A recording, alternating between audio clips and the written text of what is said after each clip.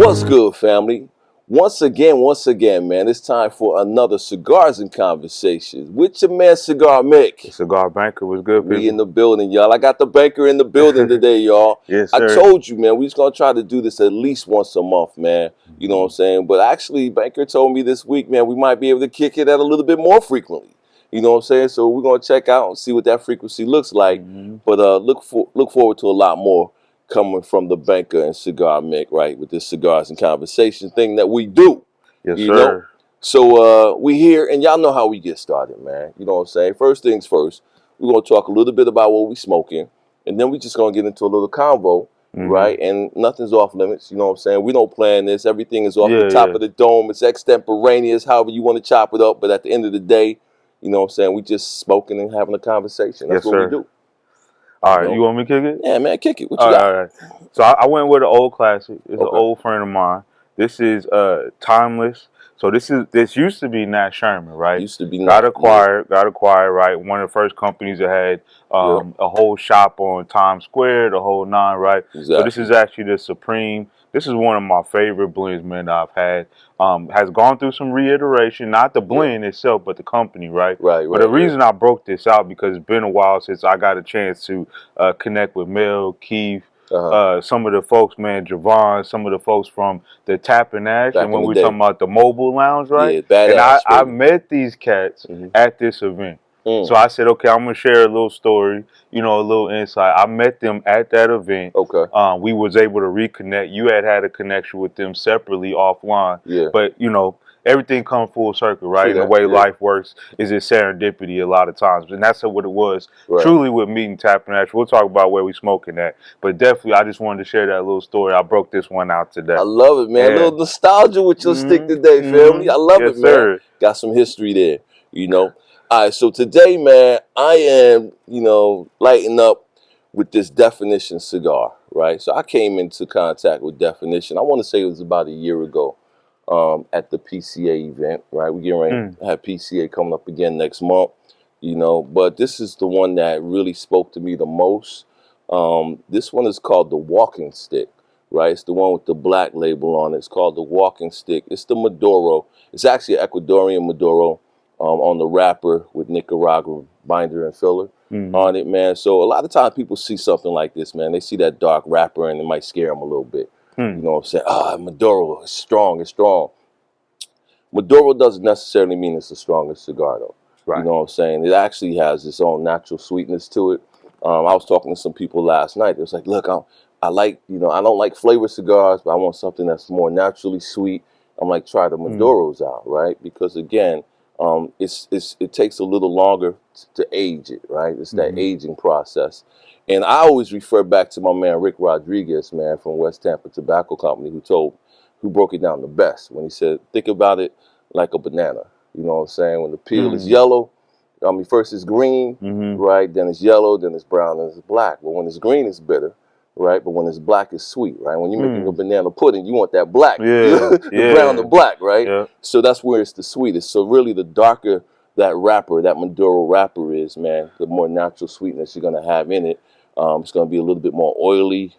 Give you some cocoa nuts and cocoa notes, I should say. You know, and chocolatey notes and stuff like that, man. But yeah, this is a really fine cigar. Love the Lancero Vitola on this piece, man. Still one of my favorite Vitolas is the Lancero. So yeah, so that's what I'm with right now. And you know they say, I'm gonna be a fool right now. The darker the berry, the sweeter the juice, baby. You already know. I know you related to the banana, but they say it multiple ways. Exactly. Right. There you go, baby. There you go. So anyway that it helps you to remember it, you know what I'm saying? But yeah, you know, and when people talk about it stronger, it's bold. It may be bold, but really you want to look at your filler. Right, if you got really dark filler in there, then that's probably gonna be a stronger stick. You know what I'm saying? So yeah, and like we talk about food all the time, right? Like the more unctuous the flavor of food is, it's usually got a lot of different flavors. It may be sweet and sour at the same time. It may have the sweet sour spice going on. So that same thing you look for in a cigar. Well, I look for in a cigar, right? I like to have a good smoking experience. We talk, it's a mini vacation. I want to feel like I'm on vacation. I'm eating maybe some Caribbean food. I'm eating some Indian food, something, right? I want to have that dance of flavor on my taste buds, and that's what you're talking about with a Maduro, right? Yeah, so exactly. Get away from that thought pattern. Oh, it's just strong. I'm gonna be lit and blah blah. No, right. That's not the case. The case is you're gonna have a good vacation. There you go, brother. There you go, man. You know. So yeah, man. So you said like talk a little bit about where we are, right? We're at the Home Lounge today, right? We're at Tap and Ash, the infamous Tap and Ash Social Lounge right here in Las Vegas. And I say infamous, man, or I'm saying that in a good way. I'm not saying that in a bad way, right? But it's world renowned at this point, brother. Yes. You know what I'm saying? People are literally coming to the airport, you know, flying into Vegas and jumping in the Uber and coming straight to Tap and Ash. Yes. You know, I meet them every night when I'm down here and stuff, man. So well done to Melvin and Michelle, man, for creating this atmosphere, man, where people can come and feel at home, right? Enjoy their cigars, have a conversation, and top that off with an adult beverage. Yeah. You know what I mean? So yeah, so well done to this lounge right here. So so that's what's going on. So in the news, right? I'm gonna start off. I just want to get this out the way. Okay. I just want to get this out the way because I really don't like giving any airtime to 45, bro. Oh, you know what I'm saying? Okay. But at the end of the day, man, what's the deal, bro? Like, with the first of all, you know he got that huge fine, right? Right? It was what $350 million, right? So the answer to the huge fine is to come out with some sneakers, right, and sell these suckers for like $390 a pair. You see what I'm saying? Right? And who's he targeting with these sneakers? What's the target market? Black people. Why? Because y'all like shiny shit. Oh, I'm sorry. Y'all like shiny stuff, right? So I'm sitting back like, bro, if anybody that I know comes in here with a pair of gold lame sneakers with American flag at the top, bro, you getting beat down on the spot.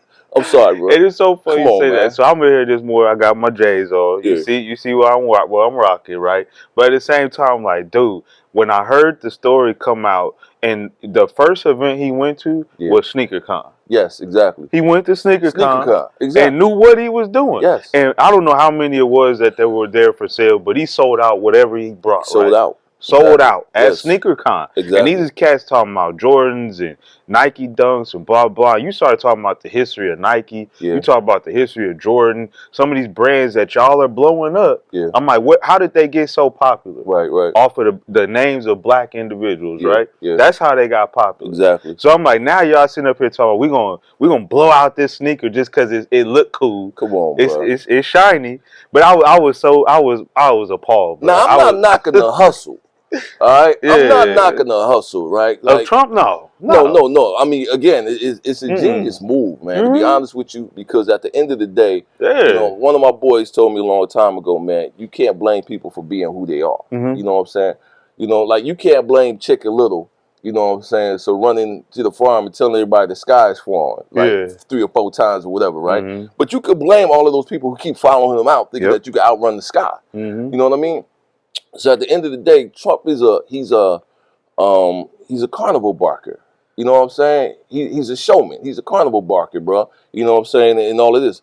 But for people to sit back and be like, yo, you know what I'm saying? I'm going to help this dude pay his legal bills, right? Because even the RNC right now is talking about paying his legal bills and stuff like that. And I'm sitting back like, this is crazy. Because if you are convicted of something, if you are guilty of something, then the whole point of going through, you know, trial and, you know, in you know, the whole judicial process is so that you could be punished for, you know, the deeds, right? And if everybody else is going to take it on for you, then what's the point?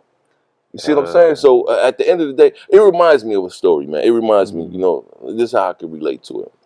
When I lived in Charlotte, North Carolina, I was the first, you know, engineer that was hired for this company that eventually became Nextel, right? A mobile communication company that eventually became Nextel. At the time, it was called Dial Call. And, you know, I hired and trained everybody in 3 markets for this company, right? In North Carolina, South Carolina, and Tennessee. Okay. I trained everybody for this particular company. And this was all digital electronics, right? So it was away from the analog side, which was more or less the walkie-talkie piece of it, right? But it was digital, right?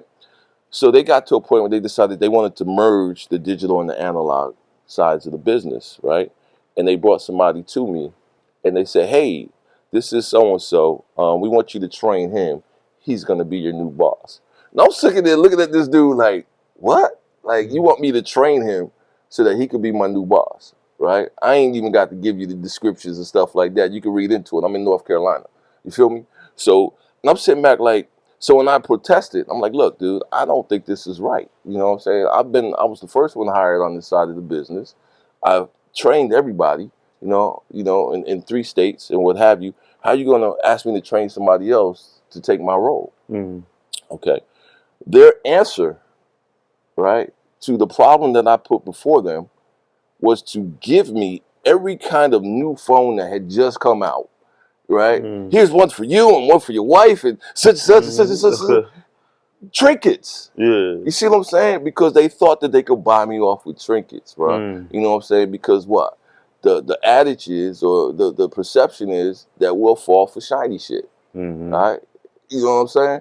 And that's what I felt, man, when I saw this thing, man, and I knew what the target market was and everything. Get some shiny sneakers, you know what I'm saying? Put them up there, target this particular market, man, and they'll vote for you. But the cold part too is, bro, it's amazing how much the sneaker culture is very diverse. You got the Asian market, you got, we started talking about the Asian Pacific Islanders, you started talking about Polynesians, like they've gotten into the sneaker market in addition to the white population, right? Caucasians are like dominating some of the stuff that's going on in the sneaker market because they realized what a money-making move it was. And it was like the upsell market, right? Like if you wear a game-worn Jordan versus like some of these new colorways that's coming out, and they got 1,000 different names for them now. But if you wear one of these new colorways, it's a lot different than wearing a game worn, and you start collecting those, they are prize and value, it becomes a money making move. So same thing with these I hope our community looks at it the same way, right? It's cool to be a part of sneaker culture, but use it for what it's worth. Well, if you're gonna go cop some, let them collector's items. Well, not just collect, let them things appraise and sell them in 2-3 years. That's my point. You gotta collect them and use them. And that's why they sold so well at SneakerCon, because the people that are going to SneakerCon are people who have that type of mentality. I hope so. See what I'm saying? I hope so. Yeah. But like I said, if you come up in here and you got them on your feet. But see, them a sneaker that you ain't even supposed to wear. You buy them, you put them up, you have them in the box. Exactly. But you're right. If they come here rocking them, it's like, oh, come on. It's almost like you might as well put the sticker on the back of your car or something. You know what I mean? Exactly. It's the same difference. And I should go back and finish that other story. So at the end of the day, I did not stay with that company. I quit and I went and worked for the competitor. The phones didn't keep all the shiny stuff. The shiny stuff, bro. You can't buy me off with shiny objects. Thank you for saying that, wine, whiskey, smoke, the shiny object syndrome. No, you can't buy me off with shiny objects. You know what I'm saying? So I ended up leaving and going to work for the competitor and stuff like that, and built a career out of it. So, but anyway, I mean, I just thought that was crazy, man. So you put that, right, and then you take the statement that was made in South Carolina a few days ago. You know what I'm saying? When he's sitting out there and he says, the lights or whatever, I can't see you guys out there. You know what I'm saying? This is a trope, bro. This was a dog whistle. It's a trope. You know what it was, man.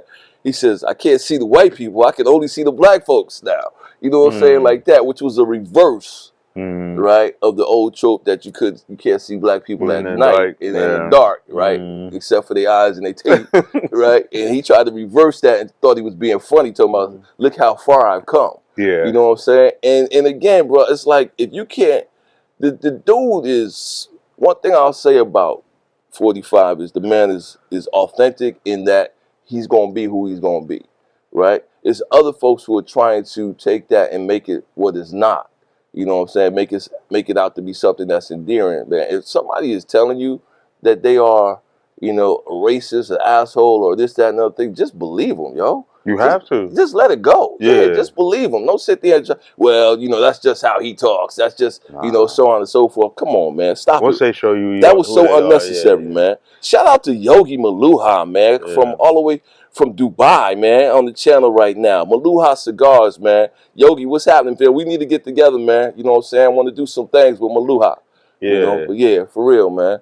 But yeah, it's just craziness, man. But this whole election is going to be another circus. And they said it was a documentary that came out a few years on HBO. It talked about the circus of the election, but they focus on the Trump election. Yeah. But it really is a circus now, bro. Yeah, yeah. It's like the one, I forget the one candidate's name, the one lady talking about racism doesn't exist and talking about she's never seen racism. And I was like, that was one he's running against. Yeah, the Republican Party. Yeah, I'm just like, it's a circus now. Exactly. And then you got all these eloquent speakers in the Democratic Party, right?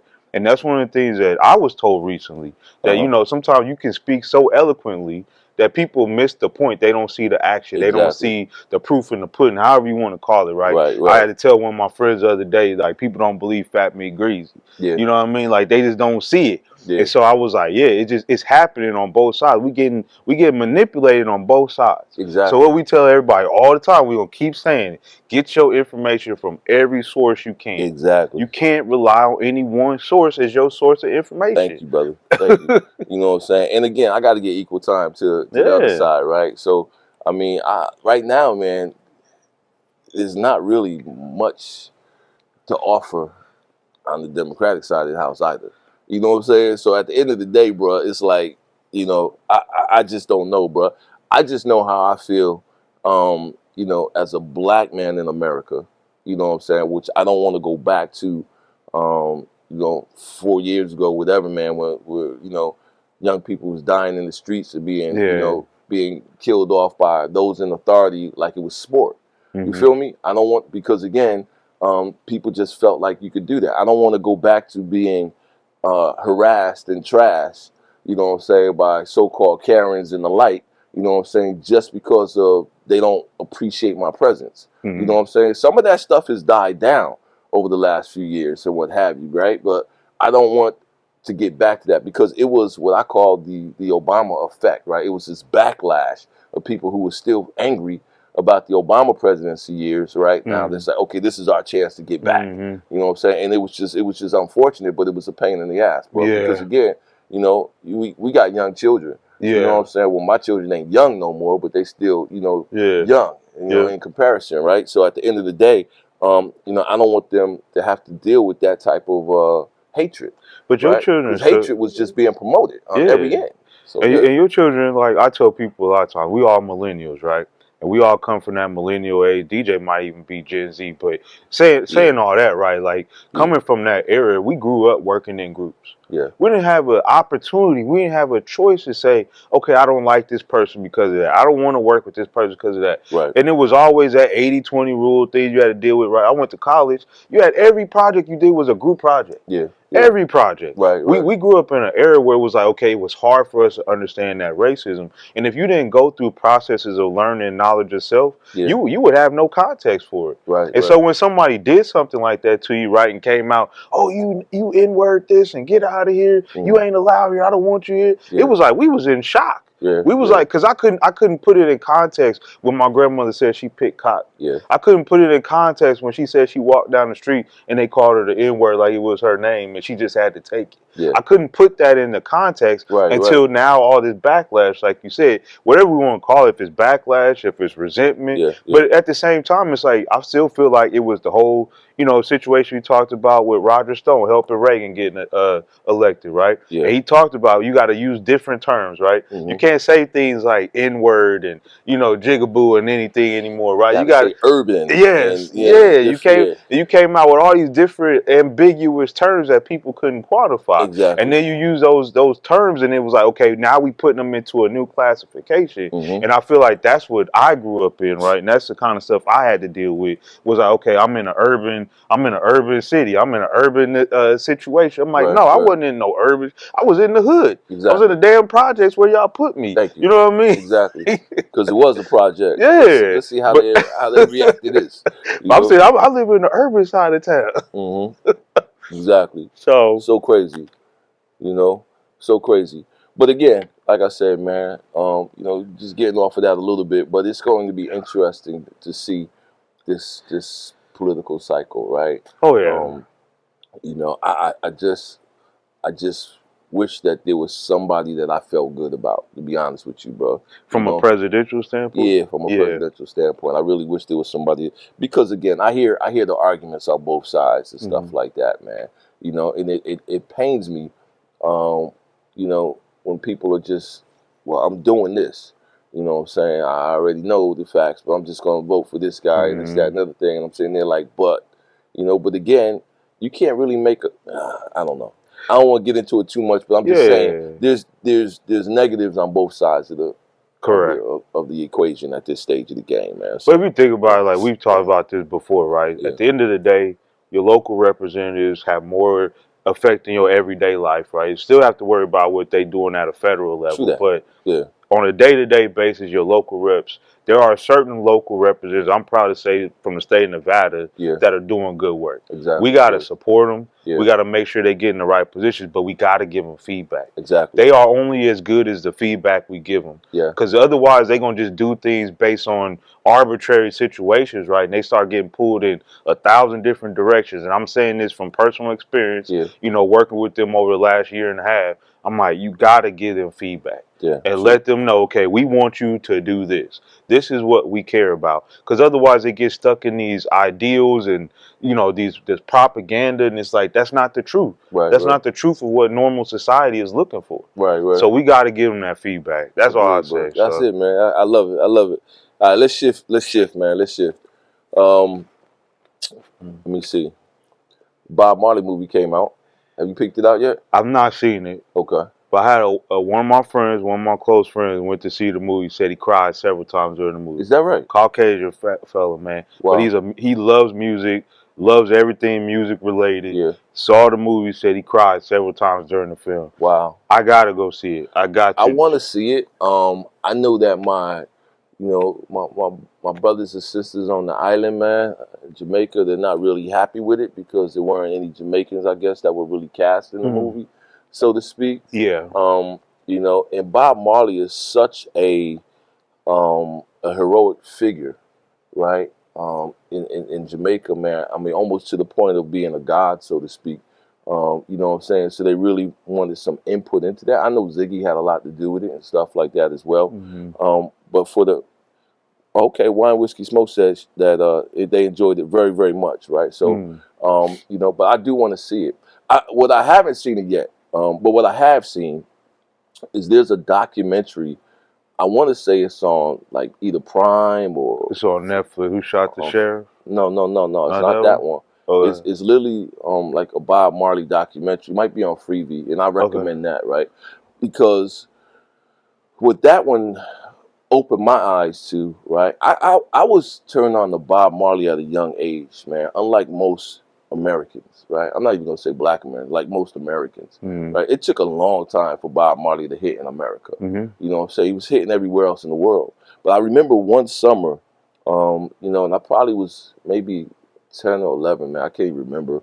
But we spent the summer in Bermuda, right?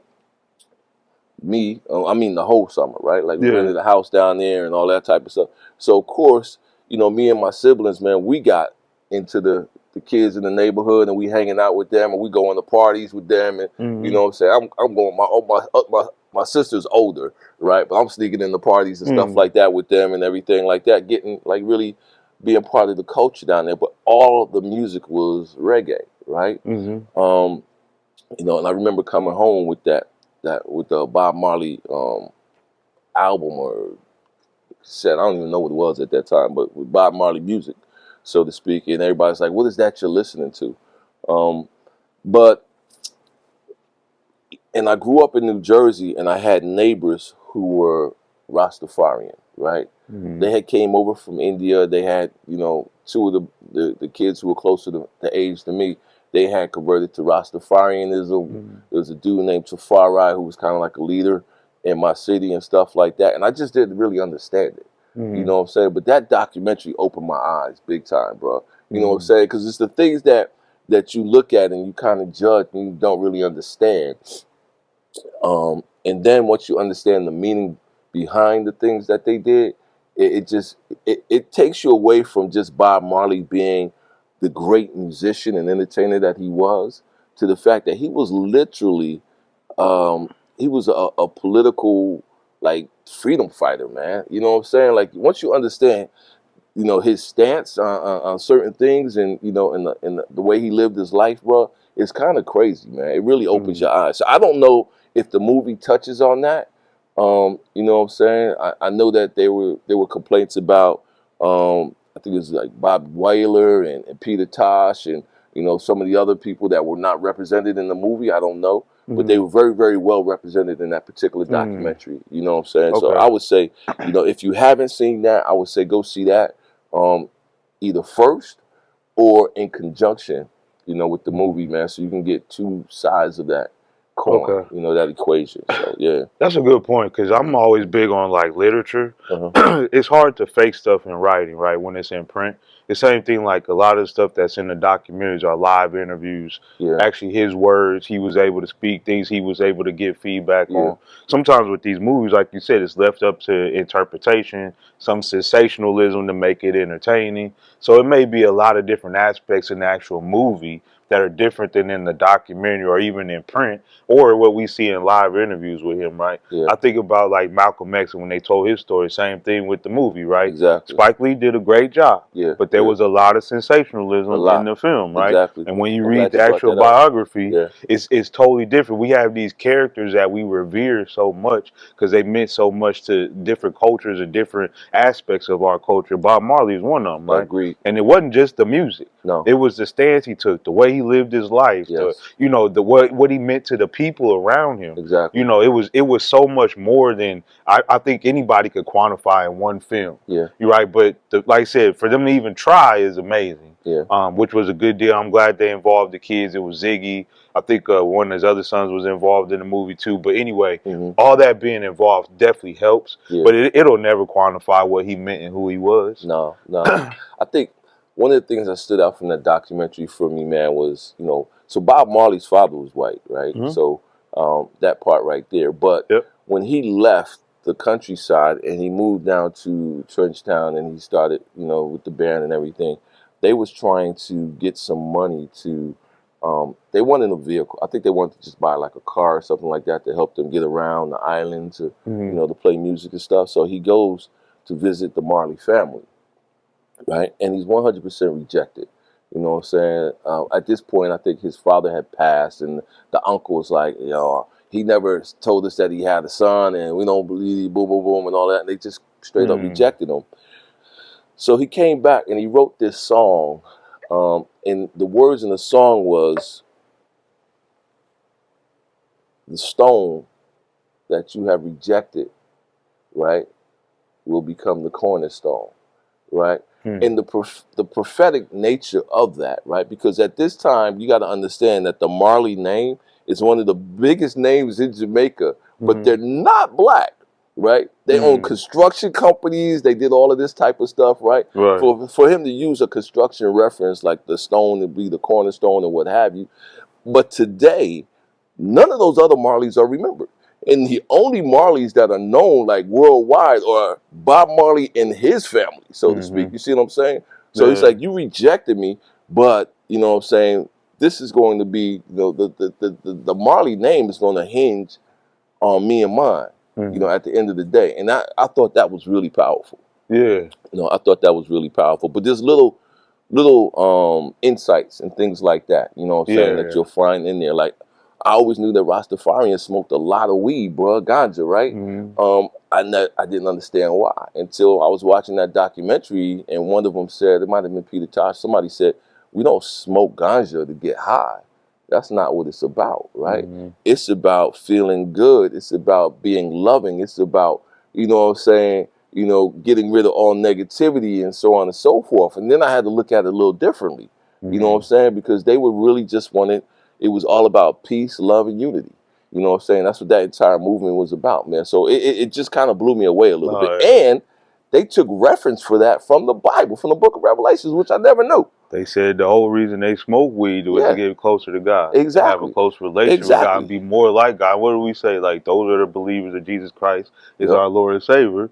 We walk in his image, right? And that's the whole point. And that's what they were saying when they smoke weed, but everybody misinterprets everything. But once again, when you don't read, you don't do research, you have no context. Exactly. And that's the whole thing. Knowledge of self, knowledge of your own beliefs, right? Yeah. Never go into anything blindly. So, yeah, if I tell anybody, I'll tell you that's one of the best journeys I've taken. So when I listen to something like Bob Marley, like reggae has been impactful in my life for the last few years. Because, you know, I went to Jamaica several times. Right. And I was like, shoot, every time I go, I just want to chill with the people. Yeah. I don't even want to be on the resort. I wish I could just go in the city, chill with the people, hang out, because they some of the coolest people, like most relatable. Like they got no troubles. Exactly. They walk around in flip flops. We worrying about trying to buy Jordans and Nikes. Yeah, exactly. So that's another thing.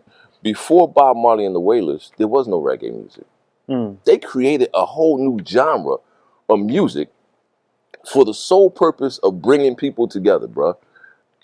People from, and you look at it now, right? People from every walk of life, right? From every ethnic group, from every country, everybody can relate to reggae music, bro.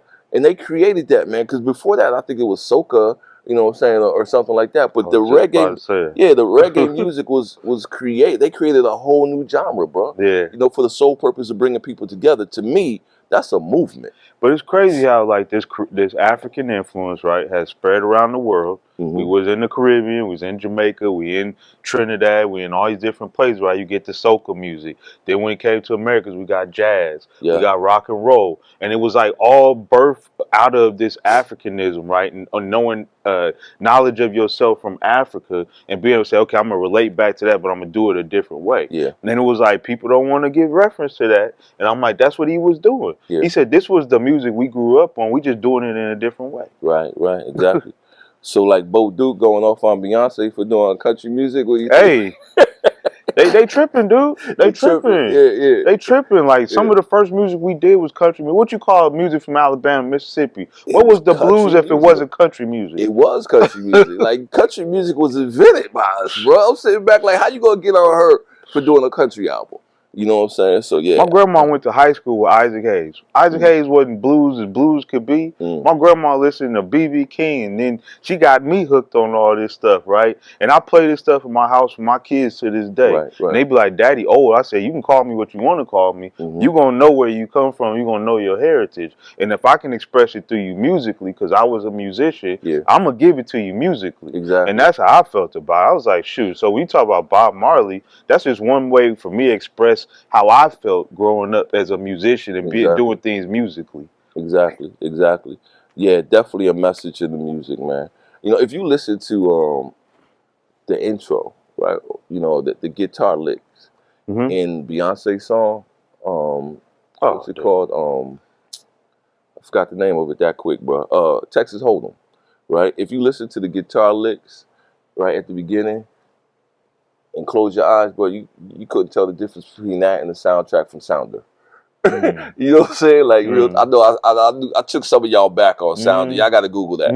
You know what I'm saying? But I'm just saying, like an old, you know, African American black movie, so to speak. You know what I'm saying? Like at the end of the day, that was country music. Yeah, it was country music then, bro. You know what I'm saying? So whether you're talking the blues, whether you're talking gospel, which was basically the cure for the blues, right? Whether you're talking country music, which led to rock and roll, which led to you know, or I should say the jazz, right, which was kind of foundational before rock and roll, right? But the rock and roll to the hip hop to everything else, man, it all started from the same source. Yes. You know what I'm saying?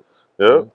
So no, I definitely agree with you, man. I'm like, so definitely got to see the movie, check it out, see it for what it's worth, right? Might be a good date idea for me and the wife. Might be a good one. Yeah. Speaking of good date ideas, I'm gonna throw this in there real quick, man. Hey, y'all, put it on your calendar right now, man. March 8th, all right? The Love Affair is happening here actually it'll be in Henderson, right, North Carolina, just a little south of us or whatnot, at the Penalty Box Sports Bar from 8 o'clock to 1 o'clock in the morning.